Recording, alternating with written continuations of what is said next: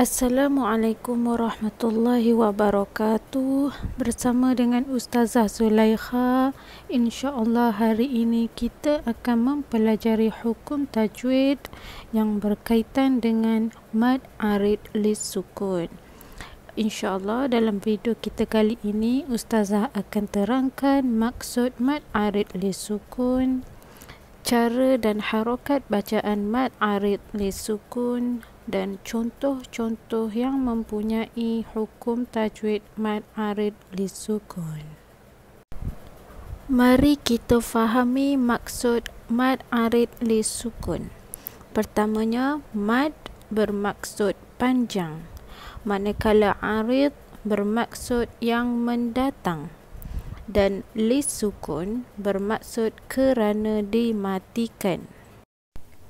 Maksud mad arid lis sukun dari segi istilah ialah mad yang berlaku disebabkan pertemuan huruf mad dengan sukun yang terhasil kerana waqaf. Maksudnya apa? Maksudnya huruf mad seperti alif, waw dan ya bertemu dengan sukun, dan sukun itu pula terjadi kerana waqaf. Maksudnya yang mana kalimah yang mengandungi mad arid lis sukun ini berada di hujung ayat kerana waqaf. Sekarang kita ketahui hukum dan harakat bacaan bagi mad arid lis sukun. Untuk pengetahuan murid-murid, hukum di sini Ustazah maksudkan adalah dengan cara.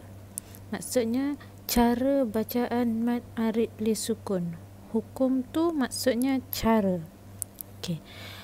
Kenapa Ustazah sekalikan hukum dan harakat ini dalam satu penerangan? Sebab dua aspek ni, hukum dan harakat ini berkaitan antara satu sama lain. Hukum bacaan mad arid lis sukun ada 3. Pertama tul, kedua tawassut, ketiga qasar. Tul maksudnya panjang. Bila kita nak membaca panjang, mestilah membacanya sebanyak 6 harakat. Tawassut maksudnya pertengahan ataupun sederhana. Tawassut pula kita membacanya sebanyak 4 harakat, kurang daripada tul tadi, bacaan tul. Dan qasar maksudnya pendek, yang mana kita membacanya sebanyak 2 harakat sahaja. Untuk memberi murid-murid lebih memahami tajuk kali ini, kita tengok contoh-contoh yang mempunyai mad arid lis sukun. Murid-murid mesti tahu ini surah apa kan?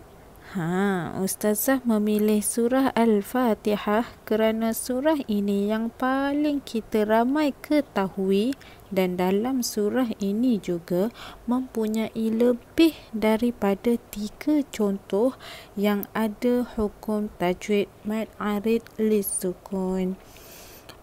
Yang berwarna merah itu adalah hukum mad arid lis sukun. Ada berapa semuanya? Ada 6. Keenam kalimah ini Al-Alamin, Ar-Rahim, Ad-Din, Nasta'in, Al-Mustaqim, Ad-Dallin. Keenam ini mempunyai huruf mad ya. Nampak ya di situ? Dan huruf-huruf yang selepas mad ya ini menjadi sukun kerana diwaqafkan. Macam mana jadi sukun tu? Contoh, Alhamdulillahirrabbilalamin. Nun tu kita sukunkan dia, bukan al-alamina. Bukan. Kalau kita nak berhenti, jadi nun tu sukun. Kalau dah sambung, itu bukan jadi mad arid lis sukun dah. Dia jadi mad asli biasa. Kalau kita berhenti, dia jadi sukun. Bila jadi sukun, jatuh mad asli. Begitu juga dengan contoh-contoh yang lain. Ar-Rahim, Ad-Din, Nasta'in. Okey. Dan keenam-enam ini jatuh hukum mad arid li sukun yang membolehkan kita membacanya sebanyak 6 atau 4 atau 2 harakat. Kesimpulannya, ustazah dapat simpulkan tanda-tanda kita ingin mengenali mad arid li sukun ini ialah yang pertama, kita hendak memberhentikan bacaan. Okey, cuba kita tengok balik contoh-contoh yang ada dalam surah Al-Fatihah tadi. 6 contoh. Al-Alamin, Ar-Rahim, Ad-Din. Keenam-enam semua contoh tadi berada di hujung ayat. Kalimah-kalimah itu tadi terjadi apabila kita hendak memberhentikan bacaan dan mestilah diikuti dengan sukun. Bila sukun, jatuh hukum mad arid li sukun. Kalau kita meneruskan bacaan, dia dah jadi mad asli. Contohnya Alhamdulillahirabbil alamin arrahmanirrahim. Al-alamin dekat situ dah tak jadi mad arid li sukun. Dia jadi mad asli biasa. Okey. Itu tanda yang pertama. Tanda yang kedua, dua huruf yang terakhir pada kalimah tersebut adalah huruf mad. Okey, huruf mad ni apa? Alif, waw dan ya. Kalau kita tengok balik contoh-contoh dalam surah Al-Fatihah tadi, contoh Al-Alamin, dua huruf yang terakhir huruf apa? Huruf ya kan? Ya itu adalah huruf mad. Okey. Dan begitu juga dengan kalimah-kalimah lain. Ar-Rahim, Ad-Din, Nasta'in. Kalau perasan, 6 contoh itu mempunyai dua huruf yang terakhir huruf mad ya.